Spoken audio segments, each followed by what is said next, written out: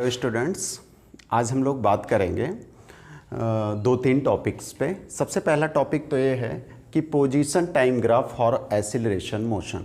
सबसे पहले क्या कि position time graph for acceleration motion के लिए, उसके बाद हम क्या करेंगे, उसके बाद हम derivation of equation of motion करेंगे और वो ग्राफिकल मेथड से भी और कैलकुलस मेथड से भी। तो आज का जो मेरा टॉपिक रहेगा वो सबसे पहला टॉपिक यही है कि position time graph for acceleration motion, then equation of motion का डेरिवेशन होगा।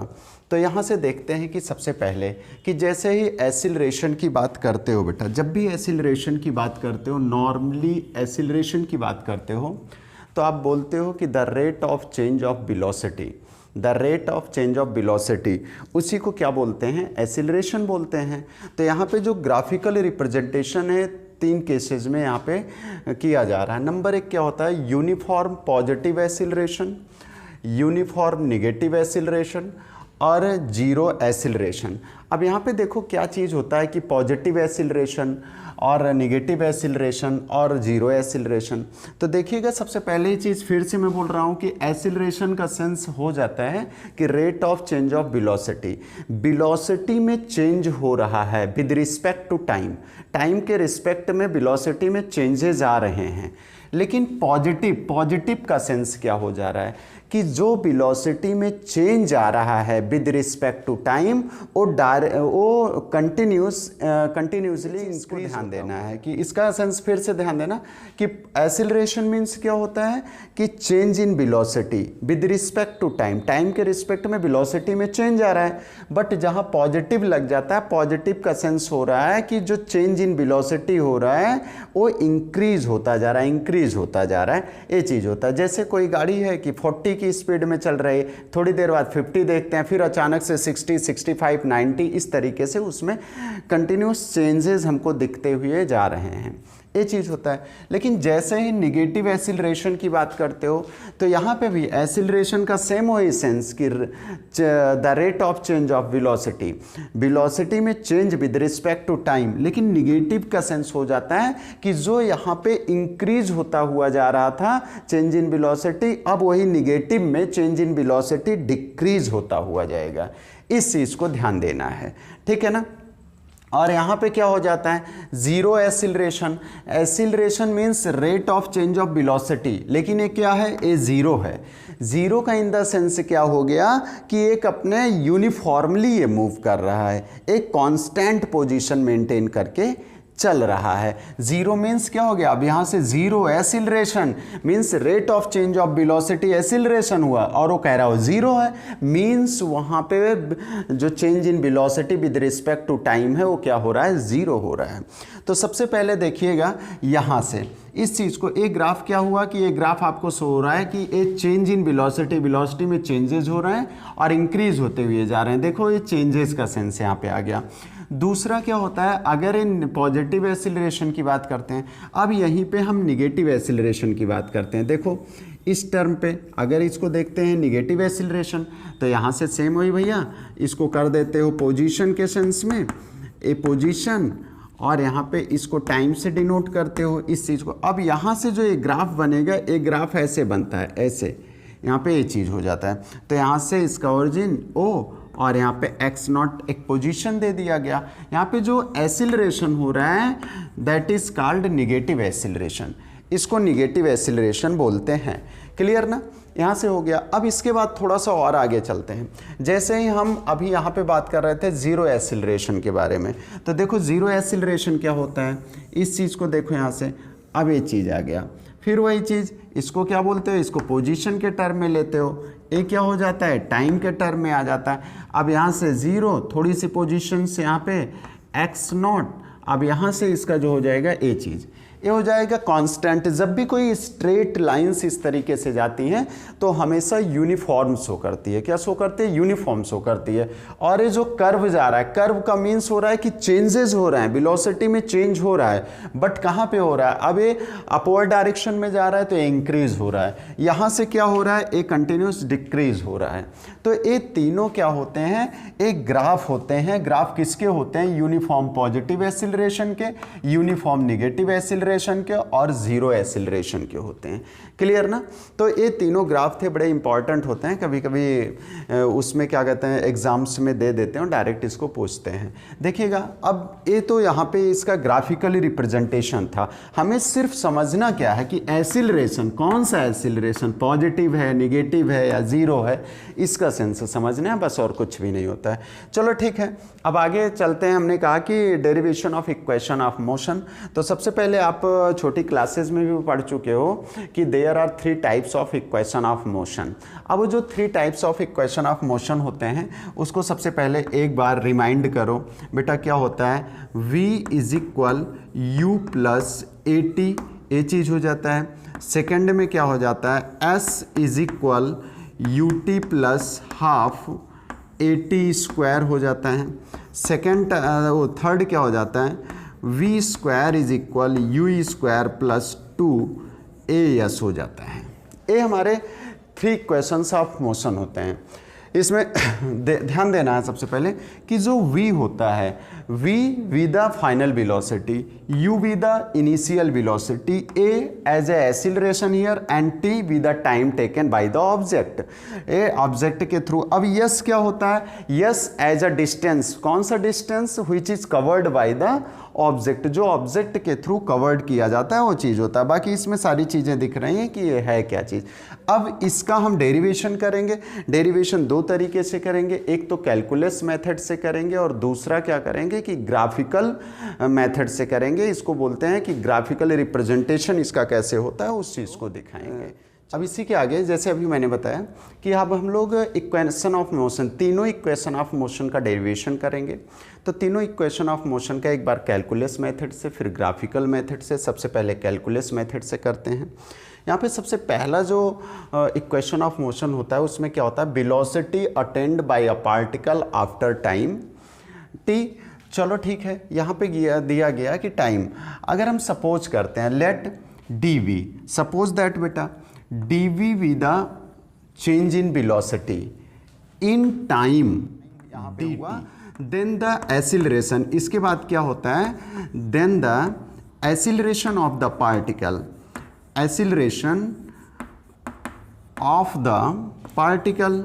अब पार्टिकल का एक्सीलरेशन क्या होता है? यहाँ से acceleration of the particle a is equal dv by dt।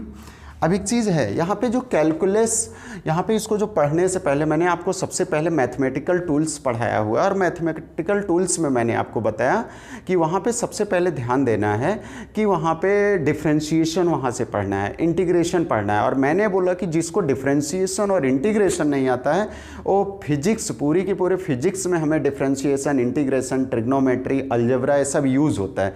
इसलिए वहाँ से मैथमेटिकल टूल्स को पढ़ना बहुत ही ज़रूरी है, बिना उसके कुछ भी नहीं होगा। तो चलो ठीक है, यहाँ पे एक हम यहाँ पे बता दे रहे हैं कि थोड़ा सा आप ध्यान दीजिएगा। जब हम कैलकुलस टर्म में, जब मैथमेटिकल्स के टर्म में, या आप बोल सकते हो कि जब हम फिजिक्स के लैंग्वेज में यहाँ पे पढ़ते हैं, जब डेरिवेशन कैलकुलस के टर्म में आते हैं, तो बेटा वेलोसिटी जो होती है वो होती है dx बाई dt। ध्यान देना, dx मीन्स हो गया यहाँ पे distance, time, distance upon time, v is equal this. और जैसे ही एक्सीलरेशन लिखते हो, एक्सीलरेशन होता है dv बाई dt। इसका सेंस क्या हो जाता है? इसका सेंस देखो, थोड़ा सा हम एक्सपेंड करते हैं यहाँ से और ज़्यादा, dy by dt of x। इसका मतलब हो गया कि differentiation of x with respect to time, differentiation of x with respect to time, या आप बोल सकते हो differentiation of distance with respect to time is called velocity. उसको वेलोसिटी बोलते हैं। लेकिन जैसे इसको हम लिखते हैं, यहाँ से देखो D by D T of v means यहाँ से differentiation of velocity with respect to time is called acceleration. तो इन दोनों का फार्मूला याद रखना है कि वेलोसिटी क्या होता है और एक्सीलरेशन क्या होता है। एक्सीलरेशन को थोड़ा और भी लिख सकते हो, जैसे डी बाई डी टी यहाँ पे है, डी बाई डी टी आप लिख दो। अब वेलोसिटी का फार्मूला क्या है? यहाँ पे आपके पास सामने है D x by D T, तो यहाँ से हम ला करके इसको पुट कर देते हैं बेटा, डी एक्स बाई dt हो जाएगा। और फाइनली जब इसको लिखते हैं तो इसको ये भी लिख सकते हैं d से मल्टीप्लाई यहाँ पे d2x अपान ए dt, तो ये हो जाएगा dt स्क्वायर। तो कहने का सेंस एसिलरेशन का एक फार्मूला यहाँ से ये भी हमको मिल जा रहा है कि चाहे एसिलरेशन इज इक्वल, ये बोलो कि acceleration is equal d2x upon dt square. इसको क्या बोलते हैं कि 2 टाइम्स डिफ्रेंशिएशन हो रहा है। क्या बोलते हैं? 2 टाइम्स डिफ्रेंशिएशन इसका x का हो रहा है, डिस्टेंस का हो रहा है विद रिस्पेक्ट टू टाइम। अगर एक टाइम सिर्फ यहाँ पे 1 टाइम इसको डिफ्रेंशिएट करेंगे तो वेलोसिटी आएगा, इसी को 2 टाइम डिफ्रेंशिएट कर देंगे तो एसिलरेशन आ जाएगा, एसिलरेशन के टर्म में। या फिर आप डायरेक्ट इसको अब याद रखो, इस तरीके से इसका फार्मूला होता है, ये डिफ्रेंशिएशन होता है। और अभी जो मैथमेटिक्स के बच्चे हैं इसको आगे और डिटेल में पढ़ेंगे, बट इतना मुझे याद रखना है। चलो ठीक है, अब यहाँ से थोड़ा सा और आगे चलते हैं इस टर्म में। यहाँ से देखो बेटा, अब इस पे क्या होता है कि जैसे मैंने बताया कि acceleration is equal dv upon dt हो गया। अब इसको क्या करते हैं कि थोड़ा सा और ज़्यादा सिंप्लीफाई कर लेते हैं, इसको लिखेंगे a dt is equal, cross multiply कर दे रहे हैं dv। अब भैया क्या हो रहा है कि यहाँ से देखो change in velocity, change in time आ रहा है। तो टाइम, जैसे कोई ऑब्जेक्ट जब कोई भी जर्नी स्टार्ट करता है, कोई भी ऑब्जेक्ट अपनी जर्नी को जब स्टार्ट करता है, कोई भी, या मैं खुद अपनी जर्नी स्टार्ट करने जा रहा हूँ, तो कब स्टार्ट करता हूँ? एक ज़ीरो टाइम से, इनिशियल टाइम से, ज़ीरो टाइम से पहले। अभी मैं यहाँ से चलना शुरू नहीं किया तो कोई भी टाइम मैंने लिया ही नहीं। अब जैसे ही शुरू करेंगे तो ज़ीरो से टाइम लिया जाता है, और फिर कितना टाइम मैंने चला, ठीक ना, कितने टाइम मैंने रेस किया, उसका टाइम काउंट होता है। तो 0 to t कभी भी जो यहाँ से, अब इसको क्या करेंगे, इसको इंटीग्रेट करेंगे, इसका इंटीग्रेशन करना शुरू करेंगे। किस तरीके से? देखो a यहाँ से dt टाइम क्या लेते हैं? 0 to t, ए लिमिट हो जाती है। लिमिट की मेरी लिमिट 0 है और मैक्सिमम लिमिट कुछ भी हो सकती है, उसको मैंने t दे दिया। लेकिन ऐसे ही वेलोसिटी के टर्म में लिमिट लेंगे uv। कैसे? जैसे मैंने अपनी जर्नी जब स्टार्ट की तो मेरी बाइक की स्पीड सपोज दैट 40 किलोमीटर पर आवर्स थी, और थोड़ी देर में देख रहा हूँ कि 90 किलोमीटर पर आवर्स हो रही, तो मैं इनिशियल अपना 40 मान लिया और फाइनल क्या मान लिया? 90 मान लिया। तो वही u और v हो गया। क्लियर ना? तो यहाँ से ध्यान देना। अब इस पे फिर से मैं समझा रहा हूँ क्योंकि आप लोग मैथमेटिकल टूल्स फिर से पढ़ो। वहाँ पे क्या होता है, जो dx का डिफ्रेंशिएशन होता है हमेशा x होगा, वैसे ही dv का जो डिफ्रेंशिएशन होगा वो v होगा। ठीक है ना? इस चीज़ को ध्यान रखना है हम लोगों को। तो आगे हम जैसे ही चलते हैं यहाँ से, अब देखो डिफ्रेंशिएशन के टर्म में, तो यहाँ से थोड़ा सा और आगे आते हैं, a कॉमन। अब dt का डिफ्रेंशिएशन क्या हो जाएगा? t हो जाएगा, और t lower limit upper limit. यहाँ से क्या हो जा रहा है? dv का डिफ्रेंशिएशन v हो जाएगा, अपर लिमिट v दिया गया है, अपर लिमिट v, और इतना जो लिमिट दी गई होती है इसमें अपर लिमिट माइनस लोअर लिमिट ऐसे लिखते हैं। तो यहाँ से देखो a in bracket upper limit t minus lower limit, ये जो लिमिट होती है इसी जगह पे ला करके रख देते हैं, इज इक्वल टू, यहाँ पे क्या हो जाएगा? v minus u। अब इस चीज़ को देखो, यहाँ से at is equal v minus u, और इसको फाइनली लिख के आ सकते हो v is equal u plus at। ए यहाँ से हमको क्या मिल गया? ए यहाँ से हमको मिल जाता है फर्स्ट इक्वेशन ऑफ मोशन। ये चीज़ क्या होता है? ये फर्स्ट इक्वेशन ऑफ मोशन पे। सेकेंड इक्वेशन ऑफ मोशन पे क्या देख रहे हैं? Displacement of the particle after time t। अब यहाँ से डिस्प्लेसमेंट की बात की जा रही है और टाइम t की बात की जा रही है। जहाँ डिस्प्लेसमेंट और टाइम का रिलेशन होता है, इट मीन्स वेलोसिटी की बात कर रहे हैं। तो हम इस पे क्या करेंगे, यहाँ से ध्यान देना, then the velocity of the particle, जो पार्टिकल की वेलोसिटी है वो क्या होगी। अब यहाँ से देखो, जो पार्टिकल की वेलोसिटी है उसके टर्म में बात करते हैं। क्यों हमने वेलोसिटी की बात की, फिर से मैं बता रहा हूँ कि यहाँ पे जब भी डिस्प्लेसमेंट और टाइम की बात आएगी, दोनों का जो रिलेशन आएगा, उन दोनों का रिलेशन हमेशा यहाँ से किसके टर्म में आ जाएगा? वेलोसिटी के टर्म में, because you know that velocity is equal displacement upon time होता है। तो यहाँ से वही हमने लिखा कि v अब देखो यहाँ से v velocity is equal dx upon dt, इसके टर्म में आप आ जाते हो। और जैसे ही यहाँ से v is equal dx upon dt, तो इसको हम क्रॉस मल्टीप्लाई करते हैं, v dt is equal dx। अब मैंने जो यहाँ पे x होता है ये डिस्प्लेसमेंट होता है, t as a time, you know that. अब जो v आया बेटा, आप अगर from first equation of motion पे चलते हो तो v इज इक्वल आपने निकाल लिया वहाँ पे, v is equal u plus A T, वहाँ से आप फाइंड आउट करते हो।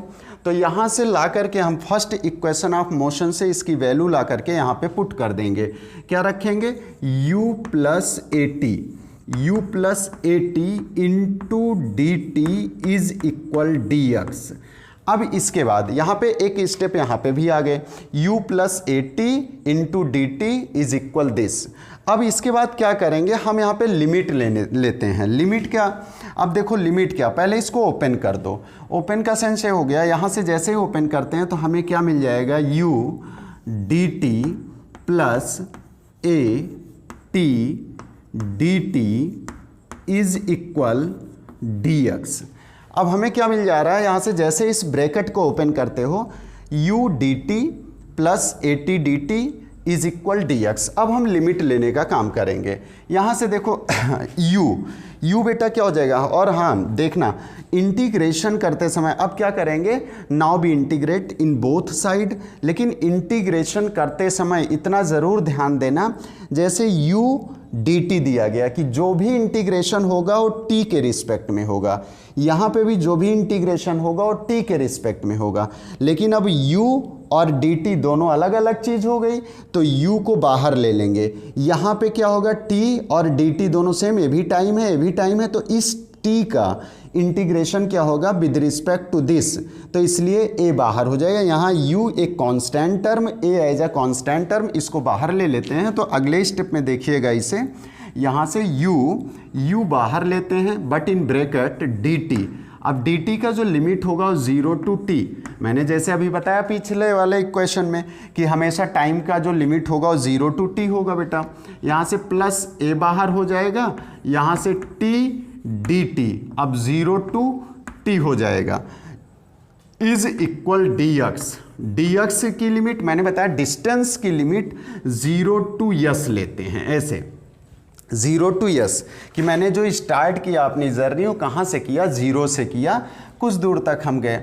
अब देखिएगा दो चीज़ें, सबसे पहले फिर से एक बार हम इंटीग्रेशन के टर्म में एक रफ करते हैं। यहाँ पे मैंने बताया dx का इंटीग्रेशन हमेशा x होता है, लेकिन जैसे ही x dx दे दिया गया तो यहाँ पे फार्मूला लग जाता है वही कि x to power n plus 1 upon n plus 1 ऐसे चलता है। तो x की पावर क्या है, 1 है, तो यहाँ पे क्या हो जाएगा, इसका जब एक्सपेंड करेंगे इसको तो x स्क्वायर बाई 2 हमको मिल जाएगा। क्या मिल जाएगा, x स्क्वायर, क्योंकि यहाँ पे जो फार्मूला इंटीग्रेशन का होता है वो x to power n plus 1 upon n plus 1। हमने बार बार मैं कह रहा हूँ कि मेरा मैथमेटिकल टूल्स इस पे ज़रूर पढ़िए, कि जो मैंने मैथमेटिकल टूल्स पढ़ाया हुआ है उसको बार बार रिपीट करिए। यहाँ से इंटीग्रेशन का जो फार्मूला होता है वो होता है x to power n plus 1 upon n plus 1, तो ये x स्क्वायर बाई 2 हो गया। चलो अब इसके आगे देखते हैं, यहाँ से उसी तरीके से इसको सॉल्व करते हैं। यहाँ से u, अब ये क्या dt का इंटीग्रेशन क्या हो जाएगा, t हो जाएगा, अपर लिमिट t है, लोअर 0 है, प्लस a, अब ऐसे इन ब्रैकेट a क्या हो जाएगा, t स्क्वायर बाई 2 हो जाएगा, यहाँ से 0 टू t हो जाएगा, इज इक्वल। अब यहाँ से क्या हो जाएगा, इस चीज़ को ध्यान से देखिएगा, यहाँ से x, इसका इंटीग्रेशन x 0 टू s हो जाएगा, ठीक ना। अब इसको थोड़ा सा ओपन करते हैं, u और उसके बाद अपर लिमिट का सेंस क्या होता है, जहाँ पे लिमिट दी गई होती है कि अपर लिमिट और लोअर लिमिट, इसका मतलब होता है upper limit minus lower limit, ठीक है ना। तो यहाँ से upper limit t minus lower limit 0, plus इसको a बाहर ही है, अब वही चीज़ upper limit minus lower limit t square by 2 minus 0, यहाँ से ये चीज़ आ गया, ठीक है। अब इस टर्म में देखिएगा इज इक्वल टू, यहाँ से क्या आ जाएगा, a upper limit s minus 0। इस चीज़ को देखो, यहाँ दिख नहीं रहा होगा ये चीज़, मैं अब यहाँ से देखो इसको और ज़्यादा और आगे लेकर के चलते हैं, तो ब्रैकेट ओपन करो, ut प्लस 0 गया कैंसिल आउट, यहाँ से 80² इज इक्वल यस, और इसको और थोड़ा सा सिस्टमैटिक लिखते हैं तो yes is equal ut plus half 80², और यही क्या होता है, सेकंड इक्वेशन ऑफ मोशन होता है। क्या होता है, सेकंड इक्वेशन ऑफ मोशन। तो यहाँ से हमको क्या मिल जाता है, सेकंड इक्वेशन ऑफ मोशन। ध्यान दीजिएगा, हमेशा कैलकुलस मेथड में हमको ध्यान देना है इंटीग्रेशन और डिफरेंशिएशन का, कि इंटीग्रेट कैसे हो रहा है, तो इस चीज़ को ध्यान देना है, और लिमिट को थोड़ा सा ध्यान देना, बहुत ही इंपॉर्टेंट टॉपिक ये है। तो यहाँ से इस चीज़ को हमें ध्यान देना है। और आगे अब हम चलते हैं कि थर्ड इक्वेशन ऑफ मोशन के टर्म पे हम लोग, थर्ड इक्वेशन ऑफ मोशन में दिया क्या गया है, यहाँ पे दिया गया वेलोसिटी की बात दिया गया, ट्रैवलिंग डिस्टेंस की बात दिया गया। तो यहाँ पे सबसे पहली चीज़ हमें वेलोसिटी और डिस्टेंस के साथ रिलेशंस को देखने हैं, ठीक है ना।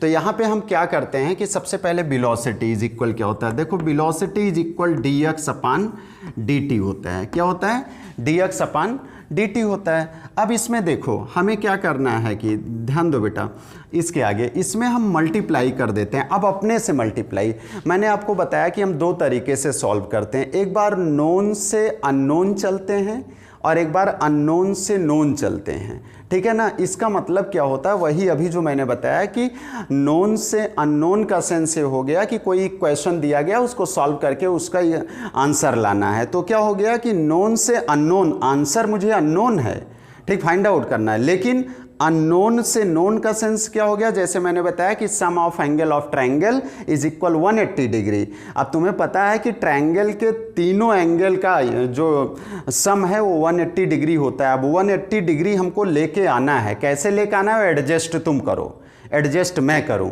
ठीक है ना, उसके अकॉर्डिंग सॉल्व होता है। जैसे थ्योरम वगैरह हम लोग करते हैं सॉल्व, ठीक ना। तो थ्योरम हमेशा क्या होती है, अननोन टू नोन होती है, वैसे इसको सॉल्व करते हैं। हमें पता है थर्ड इक्वेशन ऑफ मोशन को, अब उसका डेरिवेशन कर रहे हैं। तो यहाँ से बेटा क्या करते हैं, देखना dv से ऊपर नीचे यहाँ पे मल्टीप्लाई कर देते हैं। क्या कर देते हैं, dv से, ये वेलोसिटी हुआ। अब इसको लिखने का जो टर्म होता है, नेक्स्ट टर्म बेटा यहाँ से कर देते हैं dv इस साइड में लेके आओ, यहाँ से dv/dt इंटू, अब ये dx इस साइड में कर दो, dx/dv, और यहाँ पे v।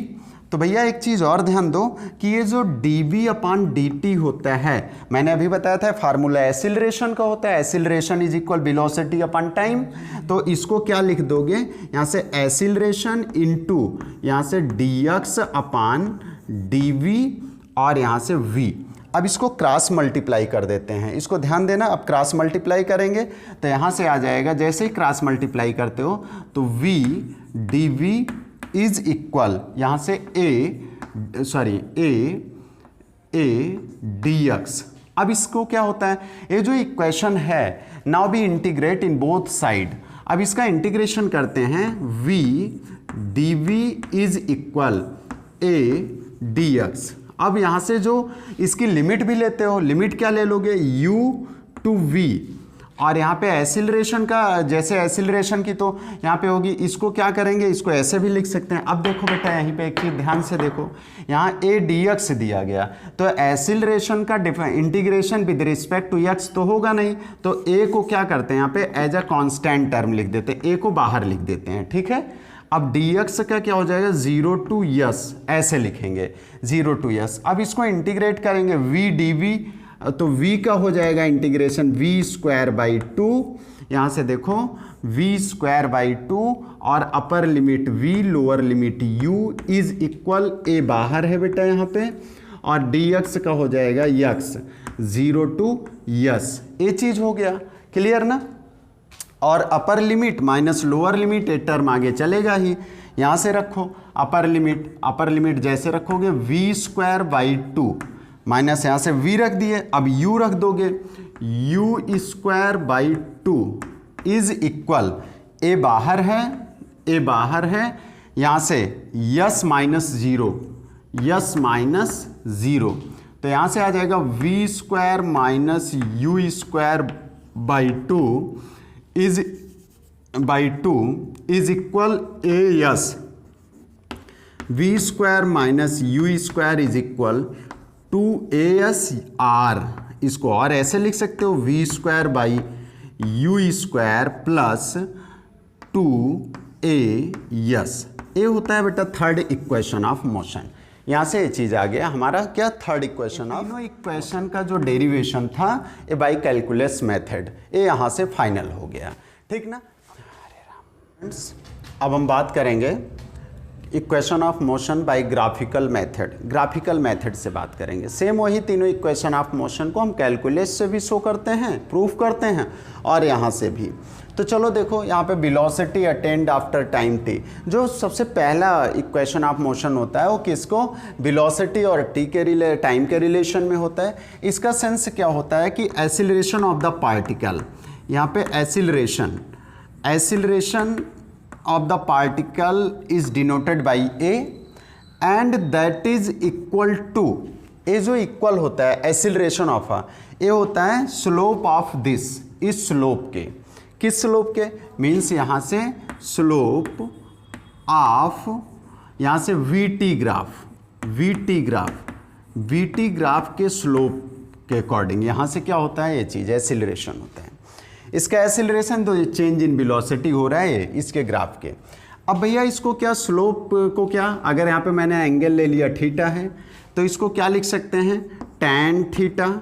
इसको लिखते अगर हैं कि टैन थीटा, तो टैन थीटा इज इक्वल, अब देखिएगा यहाँ से एक्सीलरेशन का टर्म चल रहा है, टैन थीटा इज इक्वल क्या हो जाएगा, परपेंडिकुलर अपान बेस। अब यहाँ से एक चीज़ और ध्यान दो, जब भी कोई चीज़, अब देखो यहाँ से क्यों लिया गया, ये चीज़ होता है, हम यहाँ से होते हैं कि मेरी यहाँ से कोई भी ऑब्जेक्ट अपने इनिशियल पॉइंट यहाँ से शुरू करता है यहाँ तक ए इनिशियली यू स्पीड से, ठीक ना। इसकी जो वेलोसिटी होती है वो यूनिफॉर्मली ये यू होती है, और इसी के बाद क्या हो जा रही है, चेंज हो रही है, और फाइनल वेलोसिटी v ले लिया गया। एक्चुअली में क्या होता है कि जब अभी जो हम पढ़ रहे हैं वो स्ट्रेट लाइन मोशन पढ़ रहे हैं, क्या पढ़ रहे हैं, स्ट्रेट लाइन मोशन। तो स्ट्रेट लाइन मोशन क्या होता है, वन डायमेंशनल होता है, ठीक है ना, वन डायमेंशनल होता है। जैसे मैंने यहाँ से अभी कोई भी बाइक को स्टार्ट किया, किसी एक सिंगल डायरेक्शन में हम जा रहे हैं बाइक को, तो हम क्या करते हैं, पहले जीरो से स्टार्ट करते हैं, और मान लो मैंने 1 किलोमीटर 40 किलोमीटर पर आवर्स की स्पीड से गया। अब मैं 1 किलोमीटर तक किससे गया, 40 किलोमीटर पर आवर से गया। अब उसके बाद फिर क्या हो रहा है, मेरा चेंज हो रहा है वेलोसिटी वहाँ पे। तो वही जो मेरी इनिशियल वेलोसिटी थी वो मैंने कहा स्टार्ट किससे किया, जीरो से, लेकिन मेरी इनिशियल कहाँ से थी, जहाँ से 1 किलोमीटर 40 गया, उसके बाद मैंने 80 90 कुछ ऐसे कर दिया। तो जो आफ्टर 1 किलोमीटर यहाँ से गया और 1 किलोमीटर तक जो मेरी वहाँ पे इनिशियल वेलोसिटी थी वो क्या होगी, 40 किलोमीटर। तो ए यहाँ तक आई, वही कि ए होता है इनिशियल पॉइंट। अब इसके बाद ये चेंज हो रहा है, इसको वी ले लिया गया। तो उसका कहने का सेंस ये हुआ कि यहाँ से यहाँ तक को वी, यहाँ से यहाँ तक को लिया जाता है यू। तो इस टर्म में बेटा आप देखोगे तो ये चीज़ तो यू हो जाएगा, लेकिन वी सी क्या हो जाता है, वी माइनस यू हो जाएगा। दोनों की u से इसको भी लेते हैं और u से v हो जाता है, क्लियर। अब a जब टाइम t है तो ये भी इसके पैरेलल होगा, t होगा। तो अब यहाँ से देखो tan थीटा इज इक्वल क्या होता है, परपेंडिकुलर अपान बेस। तो परपेंडिकुलर क्या है यहाँ पे, bc अपान बेस क्या होता है, uc। यहाँ से uc bc अपान ac कर दो, a जब दिया गया है नाम तो ac कर दो। अब इस पे और ज़्यादा आगे थोड़ा सा जैसे चलते हो तो VC की वैल्यू यहाँ से V minus u by t. अब इसको देखते हो, ये ऑलरेडी दिख रहा है rate of change of velocity, the rate of change of velocity या change in velocity with respect to time. तो हम इसको क्या लिखेंगे, a is equal v minus u by t, और इसको थोड़ा सा और सिंप्लीफाई करो, a t is equal v minus u. ये फर्स्ट इक्वेशन ऑफ मोशन होता है। या थोड़ा सा इसको और आगे लिख सकते हो, v is equal you plus A T, ऐसे लिख सकते हो। Second equation of motion, second equation of motion में क्या बात हो रही है कि distance travelled in time interval T, ठीक ना। अब कहाँ किसकी बात की जा रही है, डिस्टेंस की। डिस्टेंस किसके थ्रू, ऑब्जेक्ट के थ्रू। इसमें जो डिस्टेंस कवर्ड किया जा रहा है वो क्या कवर्ड किया रहा है, ध्यान दो। यहाँ से अब हम दिखा रहे हैं कि 0 to u, ए चीज़ गया है O to U और उसके बाद ए, यहाँ से इस तरीके से जा रहा है ए, और यहाँ से इस तरीके से हम यहाँ से आ रहे हैं, इस तरीके से मूव करते हुए, ध्यान दो अब, इस तरीके से, और यहाँ से ऐसे। अब इसको देखते हैं तो एक ट्रेपीजियम का फॉर्म बन गया, ट्रेपीजियम का फॉर्म बन गया। तो जो डिस्टेंस होता है, हमेशा याद रखिएगा कि कोई भी डिस्टेंस जो कवर्ड किया जाता है किसी ऑब्जेक्ट के थ्रू, तो उसकी टोटल क्या निकाल लेते हैं, उसकी एरिया। तो क्या हो जाएगा, एरिया ऑफ, एक क्या फॉर्म बन रहा है, एक ट्रेपीजियम का फॉर्म बन गया, एरिया ऑफ ट्रेपीजियम। क्लियर ना? यहाँ से ध्यान दो, एरिया ऑफ ट्रेपीजियम के फॉर्म में आ गया। और जब एरिया ऑफ ट्रेपीजियम के, यहाँ से डिस्टेंस को यस से डिनोट कर देते हैं, और जब एरिया ऑफ ट्रेपीजियम का फार्मूला बेटा ध्यान देना, 1/2 into sum of parallel side, यहाँ से सम ऑफ पैरेलल साइड, ए पैरेलल का सिंबल मैंने बना दिया, sum of parallel side into height, ये फार्मूला होता है। अब यहाँ से देखते हैं कि इसमें सम ऑफ पैरेलल साइड क्या है। देखो इस ट्रेपीजियम में सम ऑफ पैरेलल ए हुआ, यहाँ से O A and B C, B D, ठीक है ना? क्या होगा, O A plus B D, ये तो पैरेलल साइड हो गया, इनटू हाइट। अब हाइट इसके बीच में ये होगा, यहाँ से ए सी, क्या हो जाएगा, ए सी। अब इसको भैया देखो थोड़ा सा और, 1/2 ओ ए, यहाँ से जैसे अब हम लेते हैं ओ ए मीन्स यू हो गया, और यहाँ से बी डी टोटल मैंने बताया था वी होता है, क्या होता है, वी होता है, ये चीज़ हुआ यहाँ से। अब जैसे v इंटू ए सी क्या हो जाएगा, टी है, वहाँ पे दिया गया है। क्लियर ना? अब ये चीज़ तो यहाँ से समझ में आ गई कि इतना हुआ, लेकिन अभी हम लोगों ने क्या फाइंड आउट किया फर्स्ट इक्वेशन ऑफ मोशन से। बेटा फर्स्ट इक्वेशन ऑफ मोशन क्या है, v is equal you plus A T, इस चीज़ को हमने फाइंड आउट किया था। अब इसी को v is equal you plus A T को ला करके यहीं पे पुट कर देते हैं, इस चीज़ को यस। अब यहाँ से 1/2 और इन ब्रैकेट u प्लस, अब यहाँ से v की value u plus A T into T, ये चीज़ आ गई। अब देखो आगे चलते हैं यहाँ पे, तो yes is equal 1/2 but in bracket 2u plus A T, यहाँ से 2u plus A T into T. अब इसको ओपन करो, यस, इसको क्रॉस मल्टीप्लाई, यहाँ से 2 इधर आ जाएगा, 2 यस इज इक्वल, अब ब्रैकेट यहाँ से ध्यान दो भैया। अगर एक चीज़ और कर सकते हैं, इसको यहीं पे रहने दो, अभी कोई ज़रूरत नहीं है। यस इज इक्वल, जैसे ब्रैकेट को ओपन करते हो तो 2 से 2 कट जाएगा, यहाँ u, और इस ब्रैकेट में अंदर मल्टीप्लाई t करेगा, ut आ गया। क्लियर ना? ut आ गया, प्लस इस टर्म पे ध्यान दो, ut प्लस 1/2 यहाँ मल्टीप्लाई करेगा, 1/2 a और t स्क्वायर। आप फाइनली इसको देख रहे हो, हमको सेकंड इक्वेशन ऑफ मोशन मिल गया, yes is equal U T plus half A T square. इसमें कुछ भी नहीं है, सो सिंपल, बहुत ज़्यादा सिंपल है। इसमें सिंपली क्या ध्यान देना है, हमको सिर्फ डिस्टेंस निकाल लेना है एरिया ऑफ ट्रेपीजियम के फॉर्म में, और उसके बाद उसकी वैल्यू रखते हुए यहाँ से हम सॉल्व कर लेंगे, ठीक है ना? यहाँ से ये चीज़ होता है। अब इसी पे ग्राफिकल मेथड से यहाँ पे भी क्या करा, velocity attend after travelling a distance, simple सा उसी पे चलते हैं, उसी पैटर्न पे जैसे सेकंड इक्वेशन ऑफ मोशन पे चले थे यहाँ पे। तो yes distance covered by the object, तो वही है कि एरिया ऑफ ट्रेपीजियम, सिंपली ध्यान देना, बस थोड़ा सा चेंज क्या होगा, ट्रेपीजियम, कौन सा trapezium, O A B D, तो यहाँ पे लिख लो OABD, यही ट्रेपीजियम। अब वही यहाँ से बेटा इसका फार्मूला जो होता है फिर से लिख लो, half in bracket sum of parallel side into क्या हो जाता है, हाइट हो जाता है। अब अभी तक वही सेम कर रहे हैं जो सेकंड में चल रहे थे, ध्यान दो, 1/2 sum of parallel side u plus v हो जाएगा, इंटू टी हो जाता है, into t, yes is equal this. यहाँ तक तो वहाँ पे भी हम बात किए थे कि half u plus V into T, लेकिन वहाँ पे हमने u की यहाँ से v की वैल्यू रख दी थी from first equation of motion से, लेकिन यहाँ वेलोसिटी की बात कर रहा है तो इसलिए वेलोसिटी नहीं, यहाँ पे t की वैल्यू रखेंगे। किससे? From first equation of motion से। देखो अब यहाँ से t की वैल्यू क्या हो जाए, v plus B is equal U इतना। अगर यहीं से t की वैल्यू निकाली जाए तो t की वैल्यू क्या हो जाएगी, देखो यहाँ से t is equal v minus u by a, v minus u by a आ जाती है t की वैल्यू। किसकी वैल्यू? t की वैल्यू आ जाती है। हाँ, यहाँ पे ध्यान देना, ठीक है ना। यहाँ से ठीक है, रहने दो, छूनो नहीं उसे। यहाँ से देखो v is equal t is equal v minus u by a हो जाता है। अब इस वैल्यू को देखो यहाँ से, यस इज इक्वल 1/2, यहाँ से u प्लस वी, t की वैल्यू रख दो यहाँ से v minus u by a हो गया। अब ये मल्टीप्लिकेशन के टर्म में है, नीचे मल्टीप्लाई, डिनोमिनेटर पे क्या हो जाएगा, 2a हो जाएगा। 2a आके यहाँ मल्टीप्लाई करेगा तो ये हो जाएगा 2a यस। ये चीज़ क्या हो गया, 2 इंटू ए, 2a और एक क्रॉस मल्टीप्लाई 2as हो गया, is equal to in bracket u plus V and u minus we.